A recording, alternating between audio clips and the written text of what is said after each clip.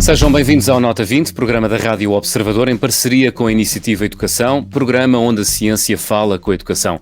Olá, professor Nuno Crato, como está? Viva! Ora viva, bem, tudo bem. Professor, hoje vamos falar sobre como se recuperam as aprendizagens perdidas durante a pandemia.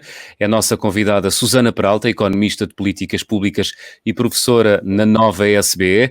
Recentemente publicou com 4 economistas da educação uma proposta de recuperação das aprendizagens perdidas durante a pandemia. Susana Peralta, obrigado por estar no Nota 20 desta semana. Olá, obrigada pelo convite, é um gosto.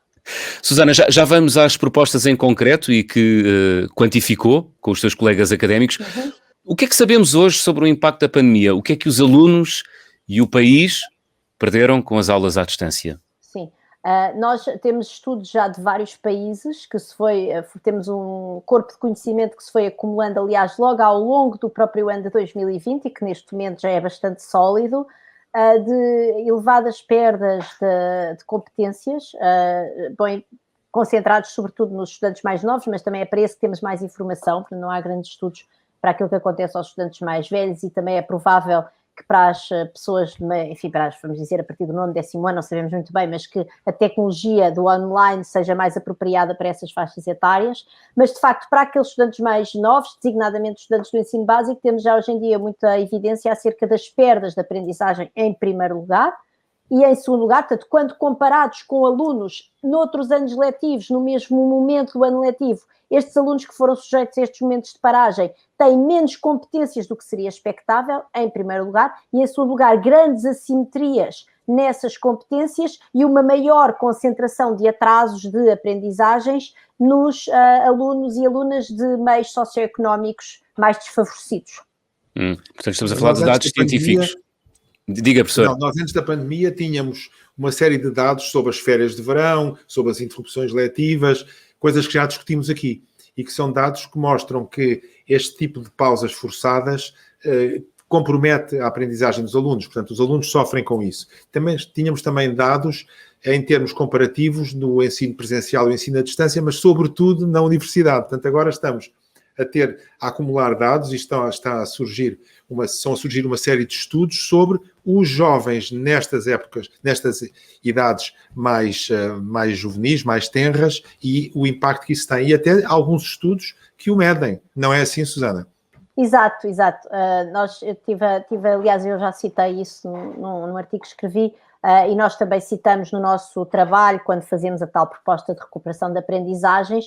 Há um estudo holandês que é muito interessante, porque é baseado em exames nacionais, porque de facto aqui há sempre uma questão muito importante, que é como é que nós medimos esta perda de aprendizagens, e há um nível de evidência que é também interessante, mas vamos dizer que é mais qualitativo, que são os relatos dos professores e das próprias escolas e até das famílias acerca das dificuldades das crianças, mas depois o que também é interessante é nós termos instrumentos de medição que sejam uniformes e que permitam de facto uma comparação.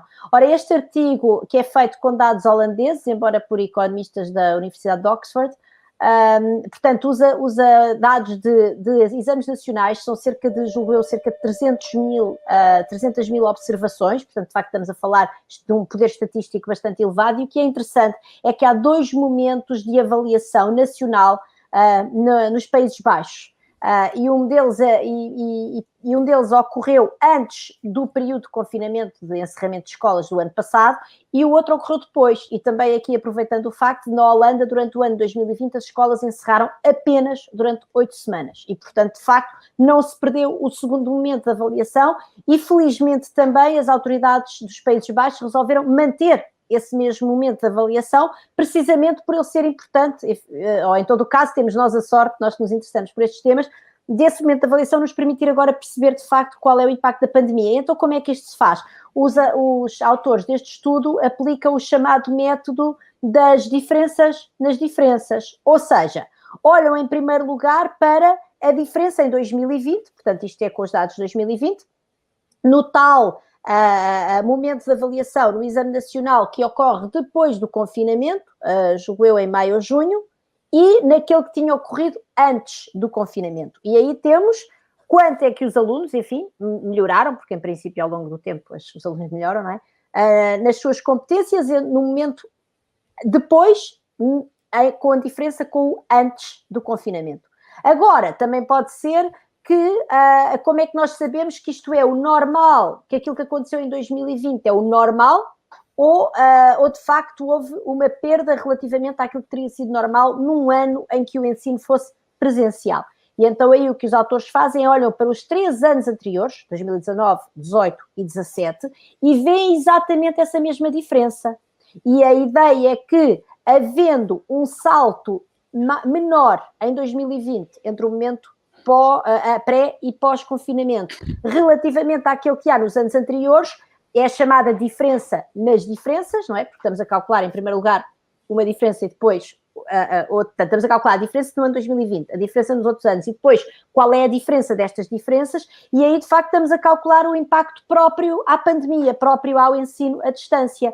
Porque... Portanto, compara-se, perdão, Susana, compara-se o progresso durante este último ano com o progresso que seria normal registar, que foi aquele que aconteceu nos anos anteriores. E aí a conclusão é que esse progresso é muito menor, não é assim? Exatamente. Portanto, o que os autores encontram é uma perda média de cerca de 1/5 do ano letivo, em média, e atenção que 1/5 do ano letivo são grosso modo as 8 semanas de encerramento, e no fundo é como se aquelas 8 semanas não tivessem servido para nada, portanto, em termos de ensino, mas depois, quando de facto comparam o que é que está a acontecer, porque para haver uma perda média que corresponde praticamente àquelas 8 semanas, e certamente que há alunos que têm competências necessárias, mesmo nos mais jovens, para, apesar de tudo, acompanharem o ensino à distância, o que isso significa é que há muitos jovens que perderam muito mais, e de facto eles encontram perdas substanciais, até 60% das competências, relativamente, lá está, aos 3 anos anteriores, nos jovens de famílias de meios menos favorecidos, designadamente de famílias em que os adultos têm menor nível de educação. E, portanto, sendo que os Países Baixos, lá estou a interromper outra vez, peço desculpa. Não, força, Nuno, isso é que é interessante aqui. Sendo que os Países Baixos são um país em que a internet está muito difundida e, portanto, não se pode propriamente dizer que não há conexões.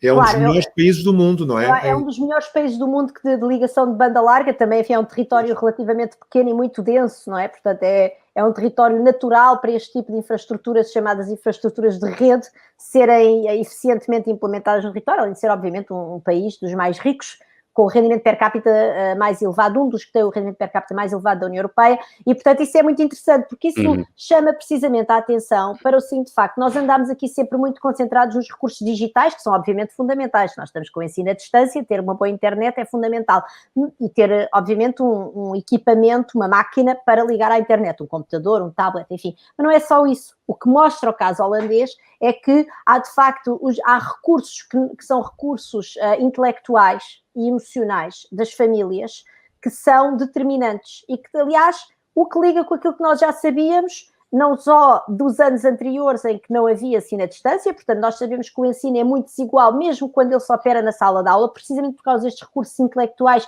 que as famílias colocam à disposição dos jovens.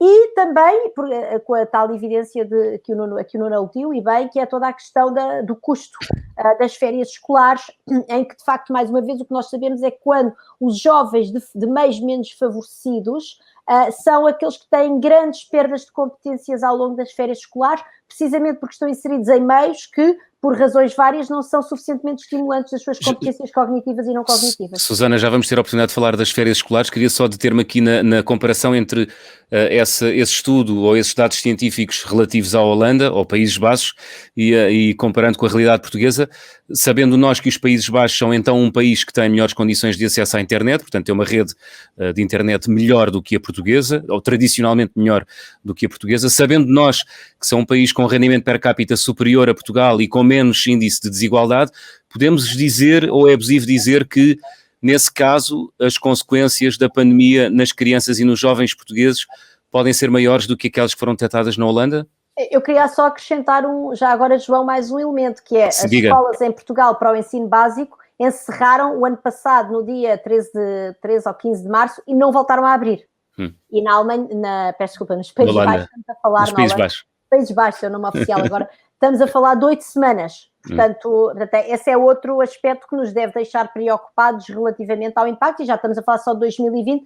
Em 2021 as escolas na Holanda, nos Países Baixos, também encerraram, mas aí eu não sei se foi muito diferente o período de encerramento relativamente ao português. Não, o período de encerramento, ou seja, o início do encerramento foi semelhante. Agora, eles reabriram na última semana de maio, porque eles fazem estes testes já em fim de junho. Claro, mas isso foi o ano passado, eu digo este ano.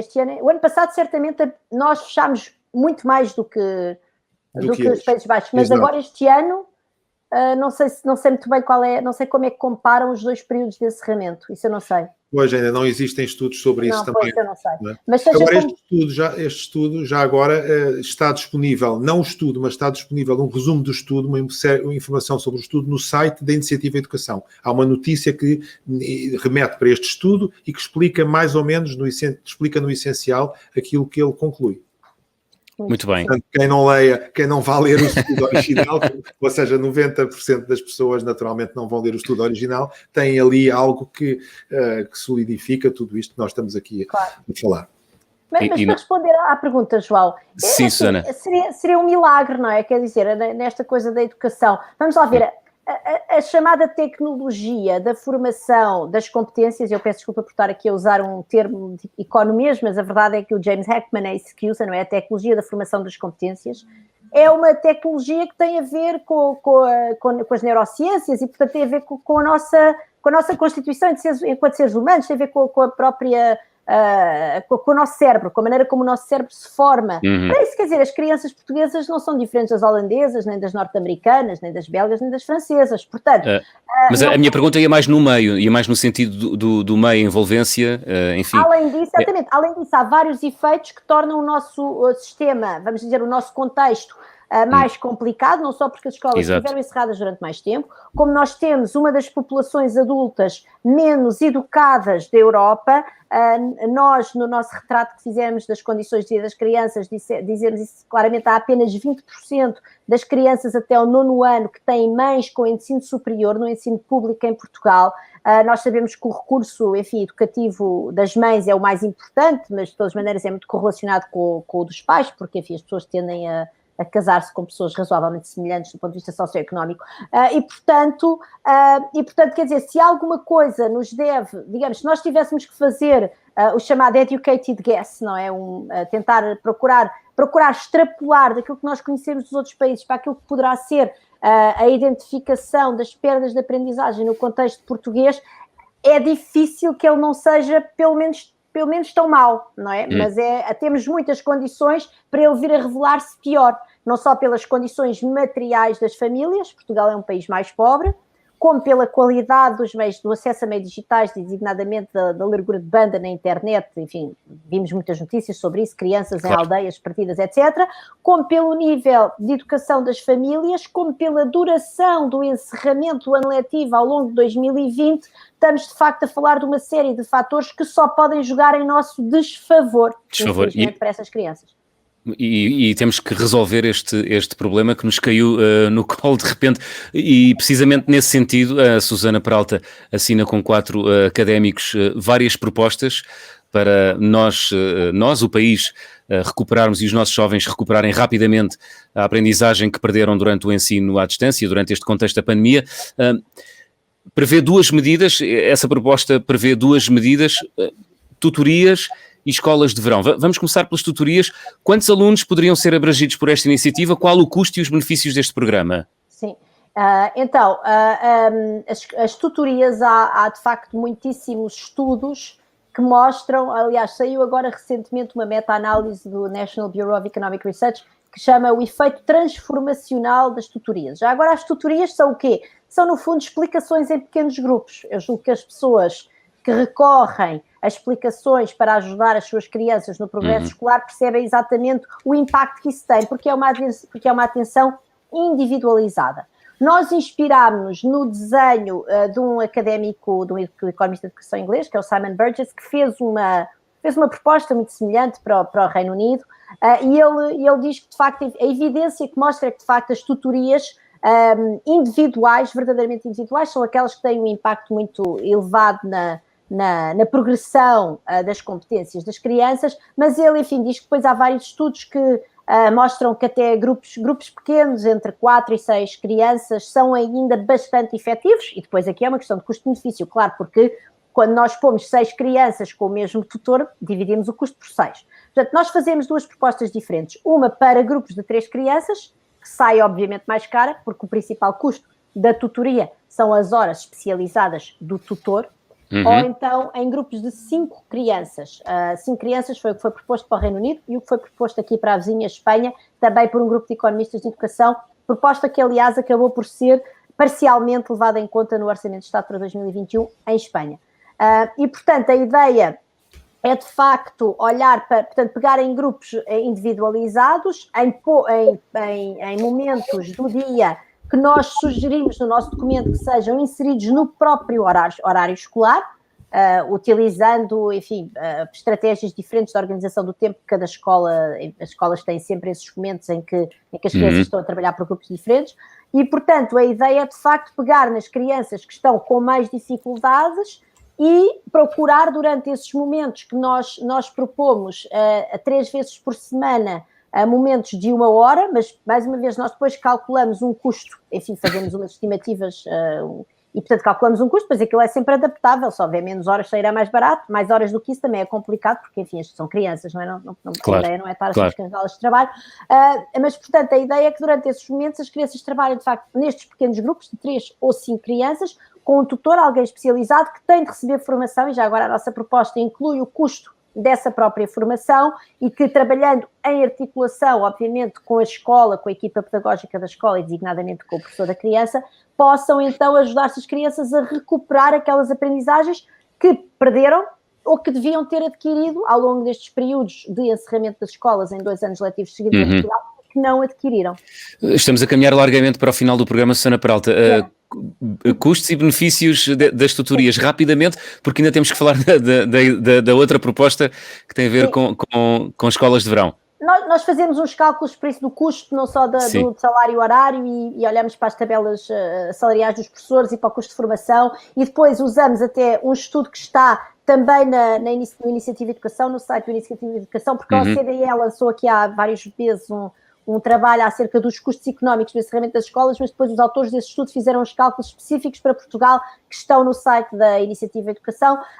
Nós depois olhamos também para o salário mediano e, portanto, fazemos ali vários cenários e vemos, olhando para aquilo que nós sabemos que são os impactos de cada ano de educação nas crianças, e depois olhando para aquilo que pode ser o salário destas crianças, olhamos para o salário mediano, depois até fazemos um exercício de grande conservadorismo, que é dizer, então, e se uma pessoa destas for ganhar apenas metade do salário mediano, e ainda assim o custo máximo a investir numa criança, digamos, no programa mais maximalista, que seriam grupos de 3, uma criança que precisa de recuperação, tanto em português como em matemática, ao longo de todo o ano letivo, essa criança custaria 1.500 euros ao erário público, e mesmo que essa criança receba metade do salário mediano, é um custo que ela paga, que quer dizer que ela recupera rapidamente ao longo da vida. Portanto, nós fazemos as contas, mas cada euro gasto num programa destes pode trazer entre 3 euros ou 18 euros de retorno, consoante nós sejamos mais ou menos conservadores, mas quer dizer, estamos sempre em margens de grande segurança de que cada euro gasto neste programa é de facto um euro que traz retorno nas próximas décadas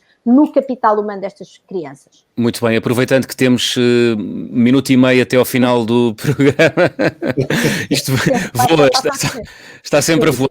Escolas de verão é outra da proposta que a Susana Peralta e o outro grupo e os seus colegas ligados à economia e à educação propõem para o país para os próximos tempos.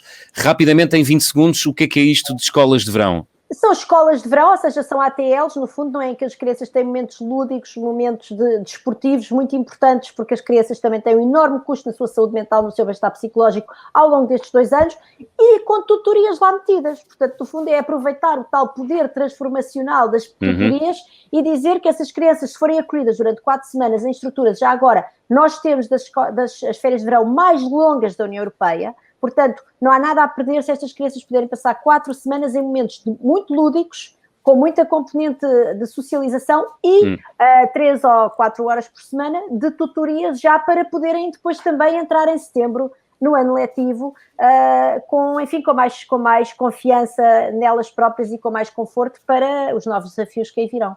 Muito bem, não duvidando da bondade da sua proposta, Susana Peralta, mas olhando para o que propõe, não seria melhor nos próximos anos letivos, e pedir-lhe uma resposta mesmo muito telegráfica, criar turmas mais pequenas e quase personalizar o ensino em turmas mais pequeninas? A questão é que nós estamos a falar de tutorias com grupos de 3 ou 5 crianças, mesmo a tal tutoria de 3 dá no máximo 1.500 euros por criança ao longo do ano letivo.